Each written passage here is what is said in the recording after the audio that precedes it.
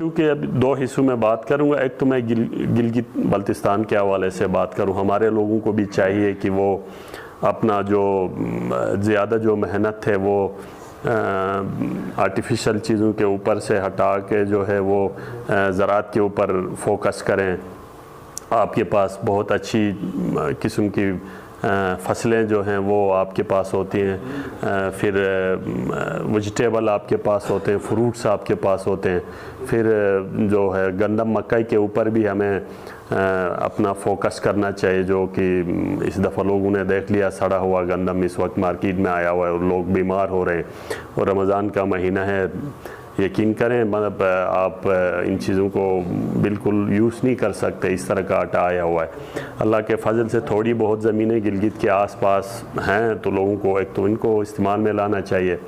Agriculture department को भी चाहिए कि वो यहाँ सिटी के अंदर होटलों में सेमिनार से ज़्यादा जो है वो फील्ड में जाएं, लोगों से मिलें, उनको ज़मीन को यूटिलाइज़ करने के पीछे जाएं, वो ज़मीन इस्तेमाल करें। हम गिलगित बल्तिस्तान में यहाँ होने का एक तो फिर यहाँ की जो सब्ज़ी सीज़नल होती है, यहाँ से आप पोटैटोस, आप यहाँ से जो आलू वगैरह यहाँ से, एक तो पाकिस्तान वैसे भी पहले से जाते रहते हैं, आपकी चेरी भी अच्छी खासी जाती है। अभी सिकंदर में इंटरनेशनल फ़्लाइट होते हैं तो यहाँ से चेरी जो है वो दुबई और मिडल ईस्ट के दूसरे कंट्रीज़ जाने का भी चांस ज़्यादा बढ़ता है। फिर चाइना भी इंटरेस्ट है तो इंशाल्लाह इस दफ़ा बॉर्डर खुलेगा तो बिगेज लेवल पे में भी चेरी यहाँ से फिर जाएगा, एक्सपोर्ट होगा।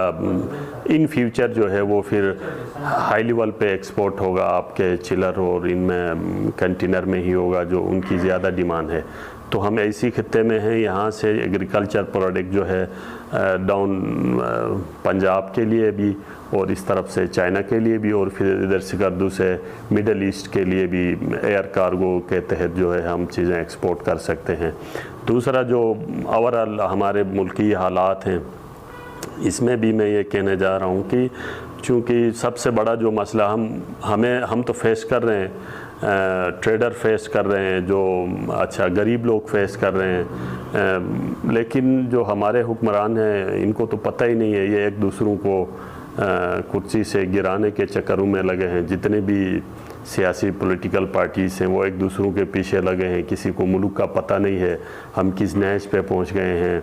आपके पास बिल्कुल जो रिज़र्व हैं मुल्क के वो बिल्कुल गिर गए हैं, कह रहे हैं आज ख़त्म होंगे, कल ख़त्म होंगे, लेकिन इंशाअल्लाह उम्मीद तो अल्लाह की ज़ात पर है इस तरह की चीज़ नहीं होगी। लेकिन हुक्मरानों से हमारी गुजारिश होगी कि वो इन चीज़ों से बिल्कुल हट के अपने जो इस वक्त इकनॉमिकल क्राइसिस जो हैं इनके ऊपर फोकस करना चाहिए। अपोजिशन को भी मिलके और जो बरसर इक़्तिदार पार्टी से इनको भी सरेदस अपनी जो पॉलिटिकल एक्टिविटीज़ हैं इनको ख़त्म करके जो है जो फाइनेंशियल इश्यूज़ हैं उनके ऊपर बात करना चाहिए। फिर हमारी गिलगित गवर्नमेंट से भी रिक्वेस्ट है कि वफाक के इशू और पॉलिटिकल इशू वहाँ पे जो भी हैं वो अपनी जगह पे, लेकिन थोड़ा फोकस यहाँ पे करें। यहाँ पे इस वक्त जून का महीना आ रहा है, हमारे जो कॉन्ट्रैक्टर हैं ठेकेदार बरादरी वो काम रुके हुए हैं फ़ंड नहीं होने की वजह से। यहाँ से जो हमें वफाक से गंदम मिल रहा था वो नहीं मिल रहा है। तो मैं रिक्वेस्ट करूँगा कि हमारे CM साहब से, हमारे अपोजिशन लीडर साहब से, हफीज़ुर रहमान साहब से, सारे तीनों पार्टीज़ के लोग यहाँ मिल बैठ के वफाक के साथ एक अपना जॉइंट मीटिंग अरेंज करें। वहाँ से आपके जितने भी फ़ंड रुके हुए हैं इन चीज़ों को ख़त्म करके, जिस तरह पहले भी यहाँ पे गवर्नमेंट अगर नून की रही है या पीपल पार्टी की रही है तो वहाँ फिर कभी PTI की भी रही है, तो इन्होंने अच्छे ताल्लुकात, एक अच्छा उनके साथ ताल्लुक़ रख के अपने गवर्नमेंट को चलाई है। तो हम बड़ी मुश्किल से चल रहे हैं, इसलिए मैं ये रिक्वेस्ट करूँगा कि तीनों मिल के वफाक में जाएं, इनके साथ अपने ताल्लुकात ठीक करके वहाँ से जो अपने भी आपके जो फंड्स रुके हैं उनको रिलीज़ कराएं। जिस तरह गिलगित बल्तिस्तान जो है एक प्रोविंशियल सेटअप के हिसाब से एक छोटा सूबा है, उसी तरह हम एज़ कम्पेयर टू हमारी चैम्बर को डाउन के जो चैम्बर है लाहौर, इस्लामाबाद या कराची चैम्बर्स, तो एक छोटा चैम्बर है। फिर हमारे गिलगित में टैक्स वगैरह न होने की वजह से लोग जो हैं चैम्बर में रजिस्टर कम होते हैं। अगर टैक्स हो गवर्नमेंट की तरफ से लोगों के ऊपर टैक्सेस हों तो फिर वो कोई ना कोई शेल्टर ढूंढते हैं, तो उनके लिए वो शेल्टर चैम्बर ऑफ कॉमर्स होता है। तो जितने भी ट्रेडर्स के जो भी इशू हैं वो इसमें होते हैं। क्योंकि हमारे साथ जो है ज़्यादातर हमारी चैम्बर